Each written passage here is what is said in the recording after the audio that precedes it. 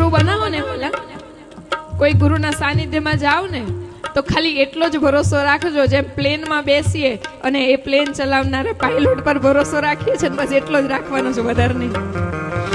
એ વ્યક્તિને આપણે ઓળખતા નથી, એને કોઈ દિવસ જોયો નથી, ક્યાં રહે છે, શું નામ છે, એને ચલાવતા આવડે છે કે નથી આવડતું કઈ ખબર નથી. એક નાની એવી કિંમત ચૂકવી અને આંખ બંધ કરીને આપણે સૂઈ જઈએ છીએ કે મારી મંજિલ સુધી મને પહોંચાડશે. જો આ જગતના વ્યક્તિ ઉપર આપણે આટલો ભરોસો રાખી શકતા હોય તો આ તો સદગુરુ છે વાલા, જેને આખી જિંદગી પોતાના ઈષ્ટના નામ રટી રટી રટી રટી અને સત્કર્મ જ કર્યા છે, કોઈના માટે કોઈ ખોટો વિચાર નથી લાવ્યા. એ સદગુરુ બનાવો ને તો સંપૂર્ણ ભરોસો રાખજો. આ રાજા ગયા છે ગુરુના સાનિધ્યમાં, પણ ગુરુ એમ કે આમ એટલે એમ જ હોય વાલા, ગુરુના વચનમાં વિશ્વાસ રાખજો.